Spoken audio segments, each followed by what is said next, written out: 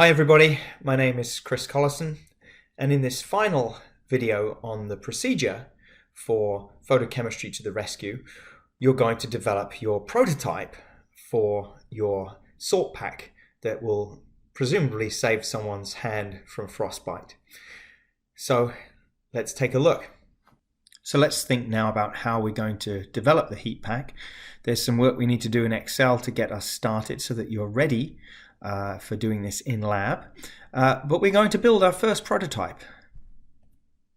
So step one is basically to take your hand and look at the sausages that you've measured for specific heat capacity and estimate how many of those sausages would actually fit into your whole hand.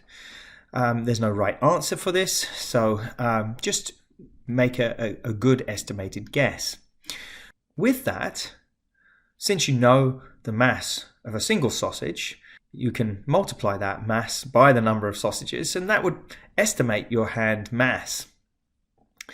We also have to think about what's provided for us, and that is that the initial temperature of the hand is 15 degrees Celsius, and the final temperature of that hand needs to be 37 degrees Celsius. We have the specific heat capacity of the sausage, and we're going to calculate how much heat needs to be taken up by that hand. So use the Excel file that I've demonstrated how to build in a following video. Use that Excel file to build an equation to calculate the heat of reaction that's required in order to increase the temperature of your hand. You can, in that Excel spreadsheet, you can vary the inputs for the number of moles of salt and hence the mass of the salt. You can vary the mass of the water, and you can make sure that the heat of the reaction is going to be greater than the magnitude of the heat of the hand, that heat that needs to be taken up by the hand to prevent the frostbite. So in step two, you're going to fully test this prototype. So take your heat pack formulation. Again, this is the first prototype. So in your lab report, you could explain how you might improve the formulation for a second or third prototype.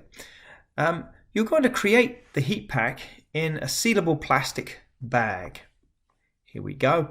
And what you're going to do is take your salt and put that salt in the bag, and take your water that you've calculated the volume of and put that in the bag, and basically let it run. You can measure the temperature of the bag. You can make observations about whether that bag actually heats up your hand.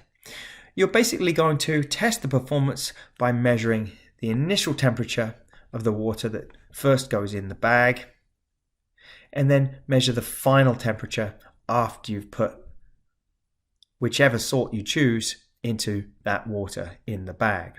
So of course, remember, as I've said, proof of concept is important. That's really the key to this lab. But in your lab report, note how you would improve your prototype in a future experiment. So I hope you enjoy the experiment, and I hope you benefited immensely from these videos.